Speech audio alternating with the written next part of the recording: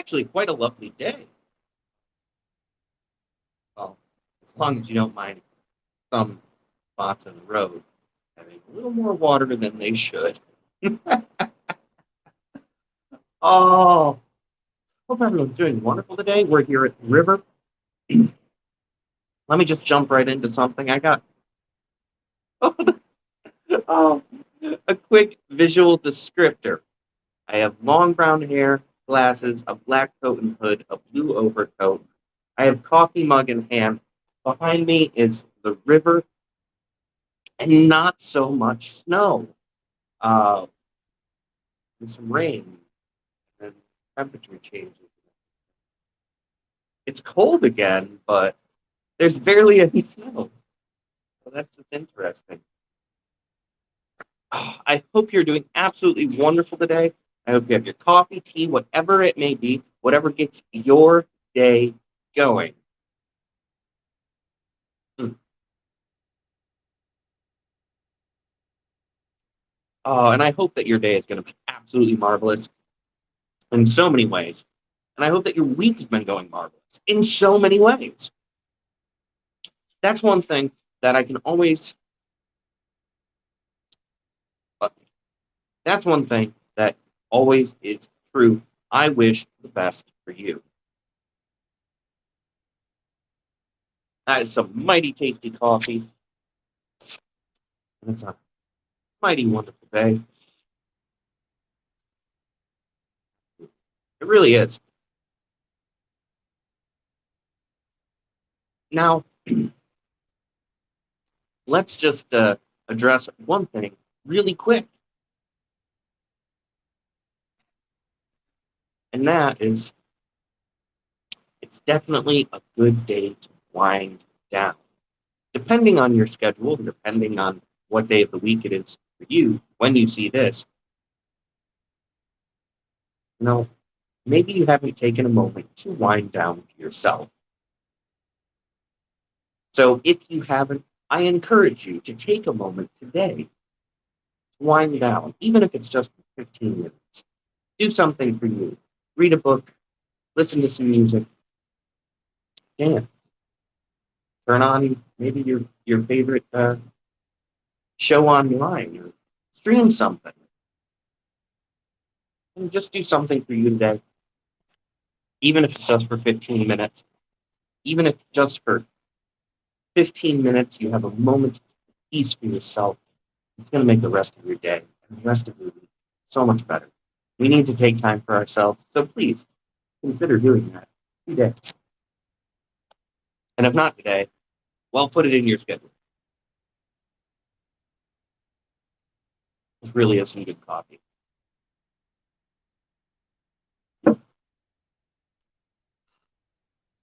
There's a lot of pieces of advice out there that are really common.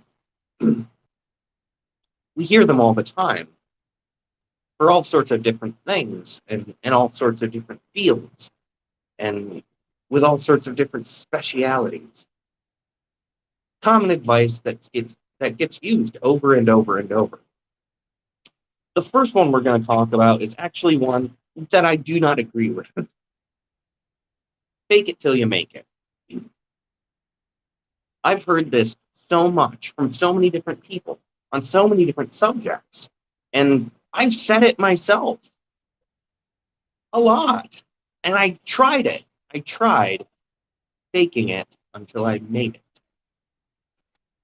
Now, there's a problem with faking it until you make it. A bit problematic, really, in a number of ways. Not for everyone, and results may vary. However, I would like to say that if you find yourself faking it, sometimes the perception from the outside is that you've already made it. And you might be closing doors to possibilities. I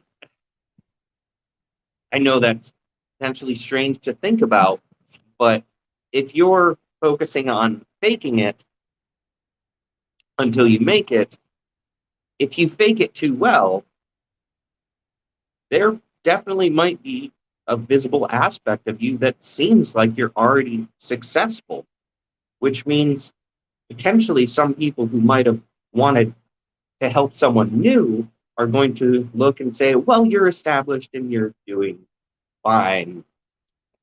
You don't need the help. And I really want to focus on the whole concept of the faking, because that's not something we want to do. We don't want to fake it. Be genuine, be honest. I mean, definitely project who you are and what you wish to be, whatever that may be. Project that, but let's not fake it. Let's just work hard, be honest. And yes, until we make it, until we're recognized, until we're seen. But results may vary, and perhaps faking it until you make it will work for you. But at the same time, always be aware, be as authentic, as real, and as honest as you can. Because if you project too much success in your current position, you may potentially be closing some doors or windows that you know, otherwise people might have seen. Oh, look, they're on their way up, as opposed to they're there.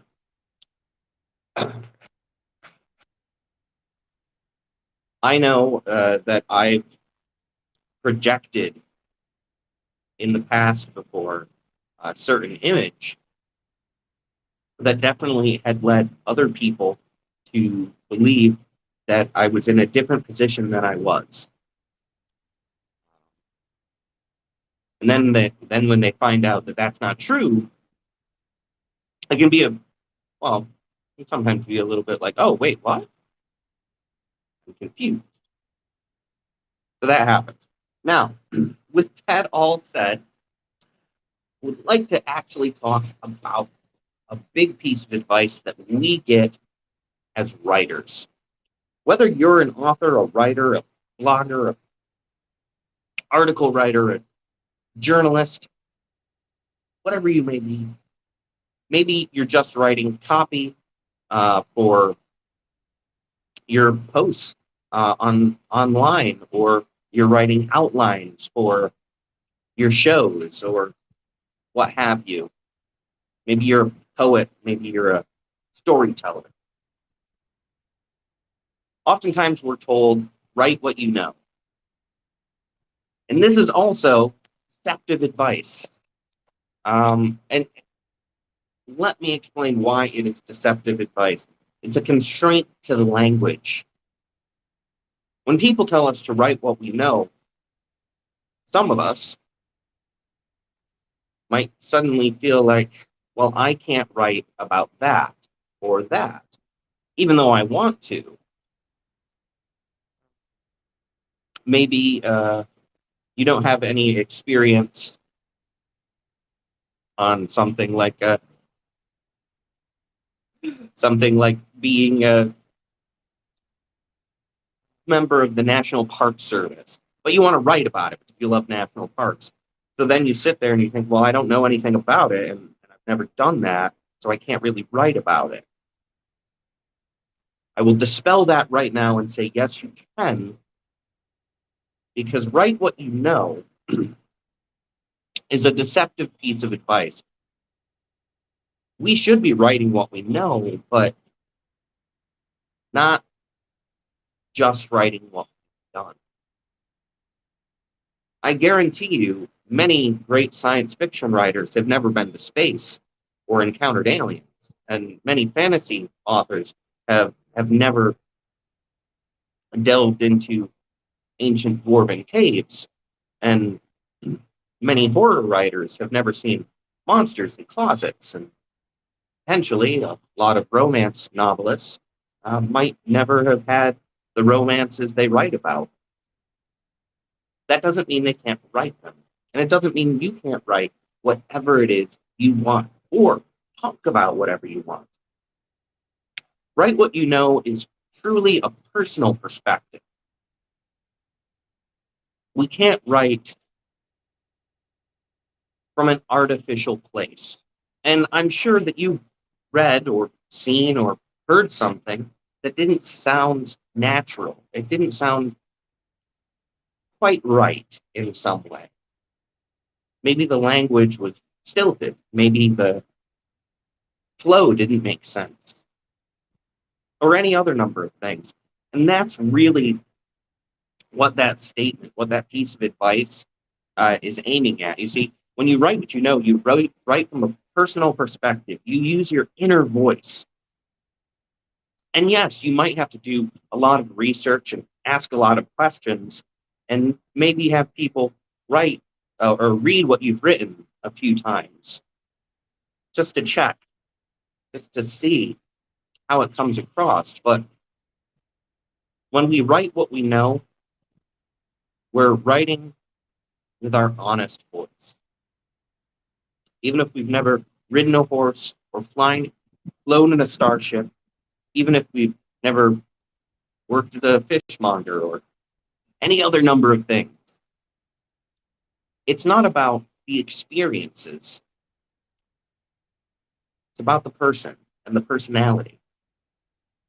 Everything that we write and everything that we create is an extension of our own voice. So when you write what you know, stick to your own voice. You can explore other perspectives, and you can explore other concepts and ideas. You can branch out and grow quite phenomenally as a person.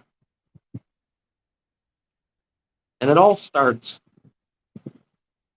by looking at whatever it is you're writing, whatever story, whatever article, whatever poem, looking at it with just your own eyes and your own voice,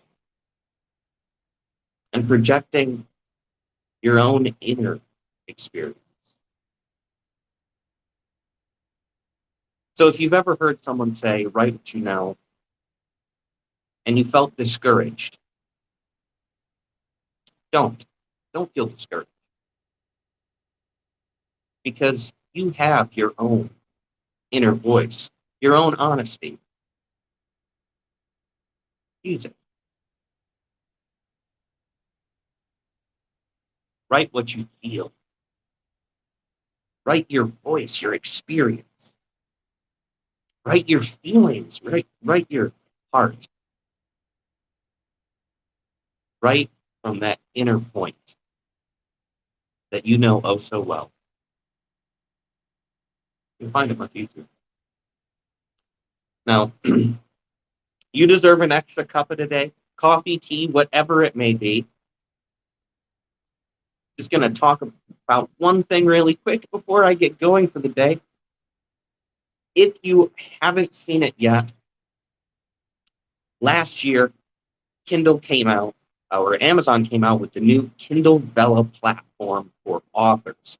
Now, Kindle Bella is wonderful in so many ways. The first way being, if you're a writer, if you're an author, you can go ahead and you can really get into writing small and short form for a continuous journey. Some of us as authors, maybe we're writing many different things at once, and maybe we have another idea we'd like to try, but we don't think we have the time to dedicate to just write it beginning to end. Well, with Kindle Bella, they're actually built on an episode system. So each episode, or a mini chapter, as it were, can be released individually in a continuous series. So when readers find your work, they can go ahead and they can read piece by piece as it goes along. And you can continue to release episodes for your story, not only at your own pace, but at your own leisure. Engage in potentially a new audience and get new ideas out. And of course, on Kindle Bella, I do now have works One of them is 30 Days in the Apocalypse with Dr. Sciencio Magnifico. It's a sci-fi, it's a comedy, it's an apocalypse, and it focuses primarily on two characters, Bam and Kitty Ram. Now, Kitty Ram is a internet celebrity. She shows up on live streams. She goes on videos. She interacts with audiences. She has pictures and posts and all sorts of things. And she's very representative in a lot of ways of a culture we have right now, where fame can be found through clicks and likes and shares. But this is all framed in an apocalypse, an end of the world scenario where internet celebrities are more or less cashing in on the apocalypse. It's quite funny. It's quite interesting. There's currently 4 episodes. Now, with Kindle Bella, you can read the first 3 episodes for free. Everything after that, you unlock with tokens. If you go over there, you'll be able to see more about it. But depending on where you're joining me, you're going to see a link somewhere nearby. Please check out 30 Days in the Apocalypse with Dr. Sciencio Magnifico. And if you read the first 3 episodes, you like what you see, consider reading more. And please leave a review, share, like. I would appreciate it so much. I do have another story series on Kindle Bella, but if you get on Amazon and you put in my name, you'll find a bunch of stuff. So you have a lot of different things to read. But please consider reading 30 Days in the Apocalypse. Please leave a review. Thank you so much, everyone, for being here with me today. Get yourself a cuppa. You deserve one, an extra. That's good. Take care. Be excellent, as you most certainly are. And I'll see you all again real soon, okay? Take care. Bye, everybody.